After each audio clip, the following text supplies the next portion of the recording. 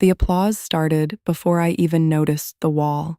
My father stood proudly in the center of the living room, one hand wrapped around a glass of champagne, the other pointing toward a massive painted family tree stretching across the wall of my parents' newly renovated home. Gold branches, elegant lettering, more than 100 names woven together like a masterpiece of legacy and love. Everyone was there: grandparents, cousins, aunts, uncles. My sister Emily stood beside the mural, smiling like she had created something sacred. Then my stomach dropped. My name wasn't on it, not hidden, not misspelled, missing, completely erased. For a moment, the room blurred around me. Laughter continued, glasses clinked. Someone complimented the artist, and my mother said the sentence I will never forget. Everyone who matters is finally together. I smiled politely, picked up my purse, and left before dessert was served. My name is Julia Blake, and if you've ever sat in a room full of people who claim to love you while quietly making you feel invisible, stay with me for a moment. Because this story is not about revenge. It's about what happens when a woman finally stops begging to be remembered by people committed to overlooking her. 3 days later, everything changed. A short video appeared online, 27 seconds long. At first, it looked harmless. My parents proudly showing off the mural, Emily laughing beside them, my father saying, "Now the whole family is finally represented." Then, off camera, the artist's voice interrupted. "Wait, wasn't there another daughter?" Silence, awkward laughter. Then Emily answered casually, "Oh, Julia, we didn't include her, long story." The clip ended there, but it was enough. Within hours, the video exploded online. Millions of views, thousands of comments. People weren't shocked by the mural. They were shocked by how comfortable my family seemed erasing me publicly. My phone lit up nonstop. Messages from strangers, old classmates, even distant relatives. "Are you okay? I can't believe they did that. You deserve better." For the first time in my life, people saw what I had spent years quietly surviving. And honestly, that visibility changed something inside me, because being ignored hurts. But being ignored while everyone pretends it's normal hurts even more. The truth was, this moment didn't begin with a mural.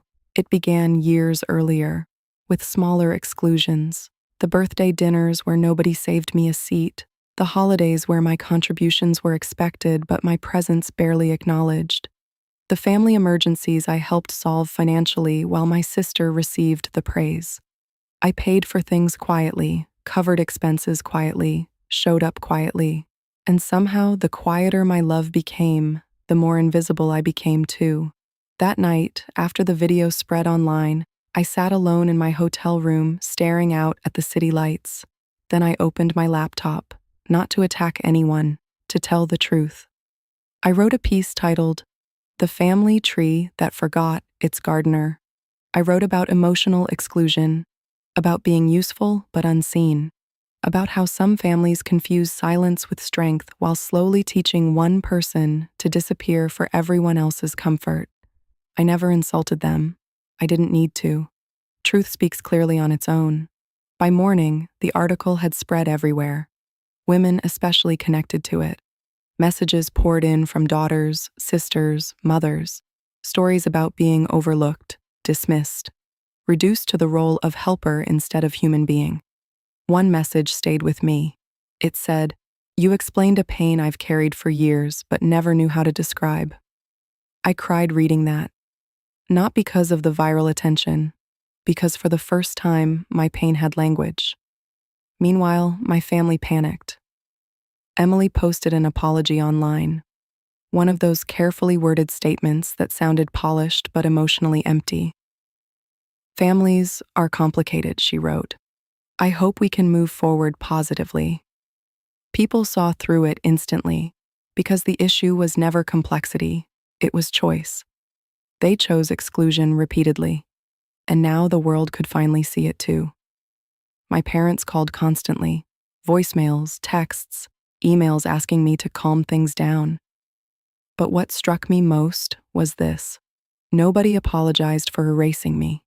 They apologized for being exposed. That realization hurt more than the mural itself. A week later, something unexpected happened.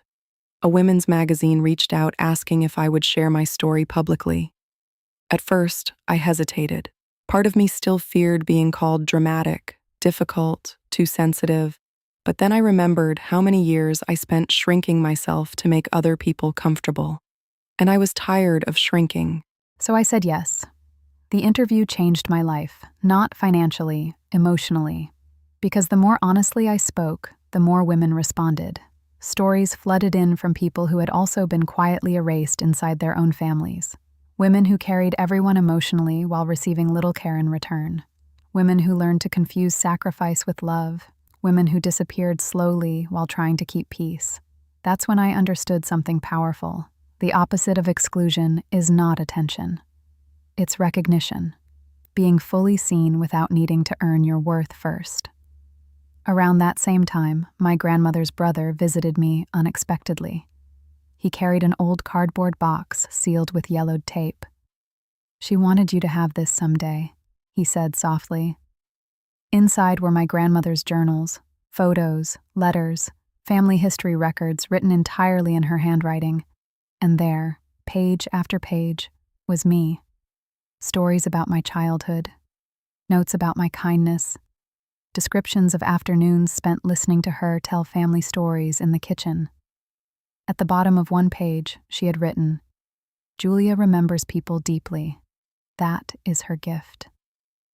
I broke down crying, because even before the exclusion, before the mural, before the silence, someone had seen me fully. That mattered more than I can explain.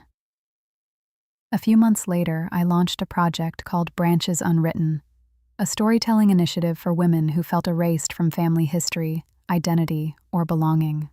We funded memoir workshops, community art programs, scholarships, healing retreats.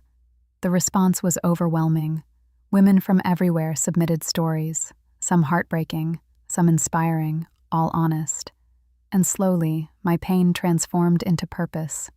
Meanwhile, my family's world continued unraveling quietly. Emily lost partnerships connected to her carefully curated public image. My father stepped away from several community organizations.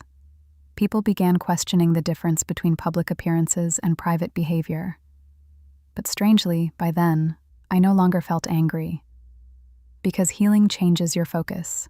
At first, you want accountability. Eventually, you just want peace. One evening, my mother sent me a handwritten letter. No excuses, no blame, just honesty.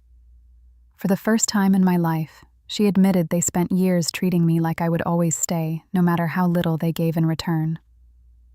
At the bottom, she wrote, "I think we confused your strength with permission to neglect you." That sentence stayed with me for days. Because it was true.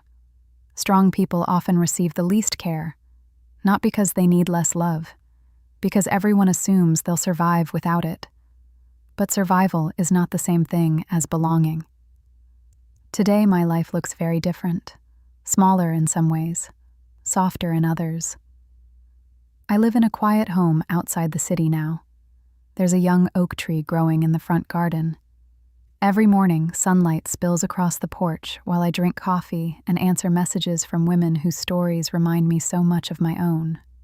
And sometimes I think back to that mural, the one that erased me, the one that accidentally became the beginning of my real life. Because here's the truth nobody tells you about being excluded.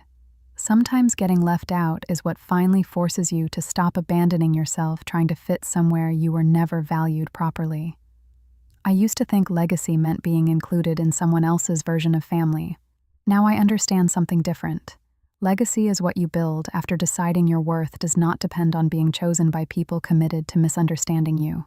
The mural came down eventually, quietly, no announcement, no explanation, just an empty wall where certainty used to live. But my life? It kept growing. And recently, during an event for Branches Unwritten, a young girl handed me a drawing. It showed a giant tree with silver leaves stretching across the page. At the center stood a woman with her roots turning into wings. At the bottom, the girl had written, Some trees grow stronger after the storm. I framed it the same night, because that's exactly what happened to me. They erased my name from their wall, but in the process, I finally learned how to become unforgettable.